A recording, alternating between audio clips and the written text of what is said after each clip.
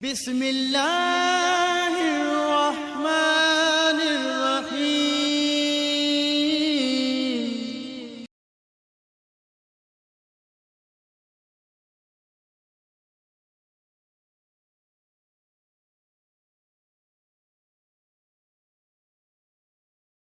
نحمده ونصلي على رسوله الكريم، اما بعد فاعوذ بالله من الشیطان الرجیم، بسم اللہ الرحمن الرحیم۔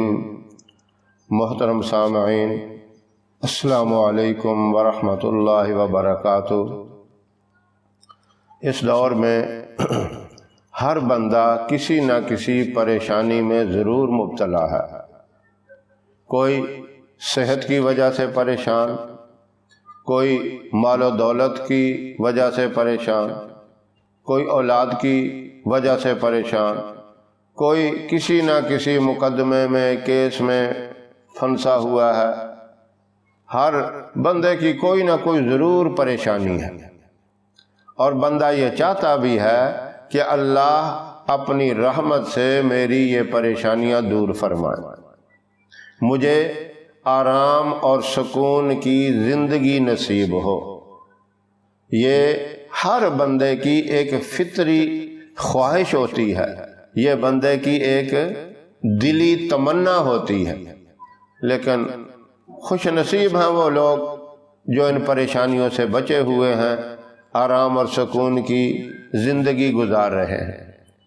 آپ صلی اللہ علیہ وسلم نے فرمایا، اگر تم زندگی کا سکون چاہتے ہو، دل کا سکون چاہتے ہو، اطمینان چاہتے ہو، وہ تو اللہ کی یاد میں ہی ہے۔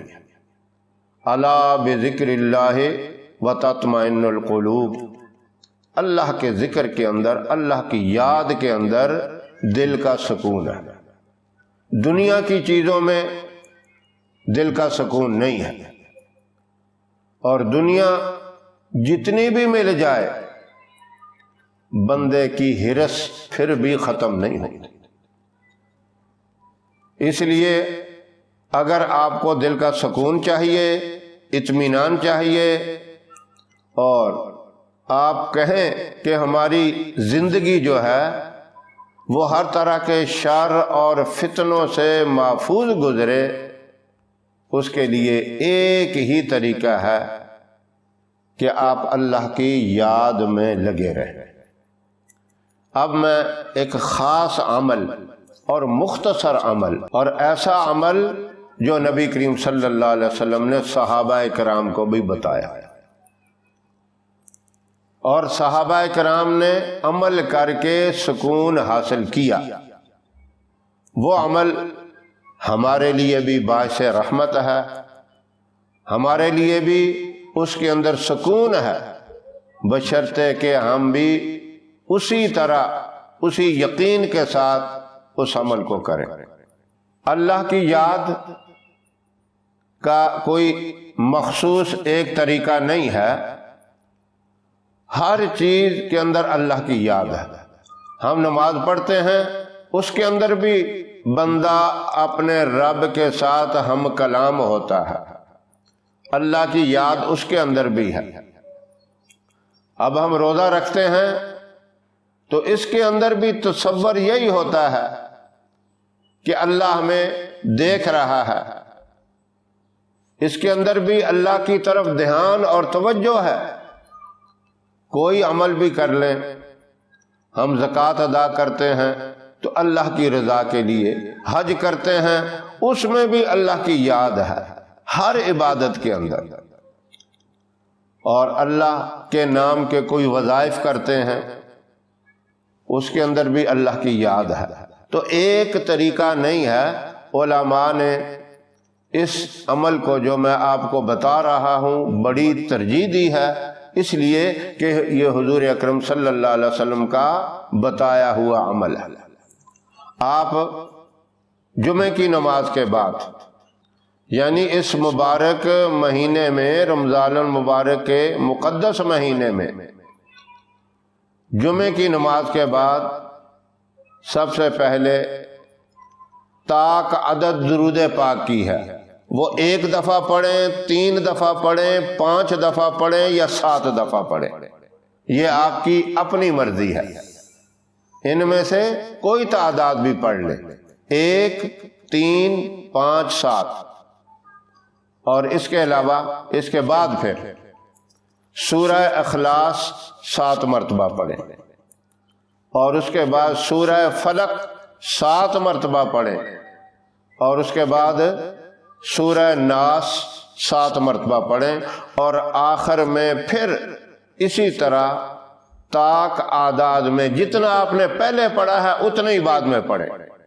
1 دفعہ پہلے پڑھا تو بعد میں بھی 1 دفعہ پڑھیں، 3 دفعہ پہلے پڑھا تو 3 ہی دفعہ بعد میں پڑھیں، 5 دفعہ پہلے پڑھا تو 5 ہی دفعہ بعد میں پڑھیں، اور 7 دفعہ اگر آپ نے پہلے درود پاک پڑھا ہے تو بعد میں بھی 7 مرتبہ پڑھیں۔ اسی ترتیب کے ساتھ آپ جمعے کی نماز کے بعد مسجد میں ہی بیٹھ کر یا گھر آ کر یہ عمل کریں، یہ وظیفہ اسی ترتیب سے کریں۔ یہ مرد حضرات بھی کر سکتے ہیں، میری مائیں، بہنیں، بیٹیاں وہ بھی کر سکتی ہیں، عاقل بالغ جو بھی ہیں یہ وظیفہ کر سکتے ہیں، اور اس وظیفے کو اپنی زندگی کا اگر معمول بنا لیں تو اور بھی زیادہ فائدہ ہے۔ لیکن میں آپ سے یہ ریکویسٹ کرتا ہوں رمضان المبارک میں اس وظیفے کو نہ بھولیں۔ تو اس وظیفے کی طاقت جیسا میں نے عرض کیا کہ رمضان المبارک میں بڑھ جاتی ہے۔ ابھی آپ سوچ رہے ہوں گے کہ اس کا فائدہ کیا ہے۔ اس وظیفے کا اتنا بڑا فائدہ ہے کہ آپ کی ذہنی ٹینشن ساری ختم ہو جائے، جو بھی پریشانی ہے اس کی برکت سے اللہ آپ کی پریشانی کو ختم کر دیں گے۔ ظاہر ہے کوئی ہر بندہ کسی نہ کسی پریشانی میں ضرور مبتلا ہوتا ہے، تو اس کو اپنا اگر معمول بنا لیں گے تو کوئی اس پہ ٹائم نہیں لگتا، مختصر سا ہے، اور یہ وظیفہ پڑھتے ہوئے بھی آپ کو سکون ملے گا۔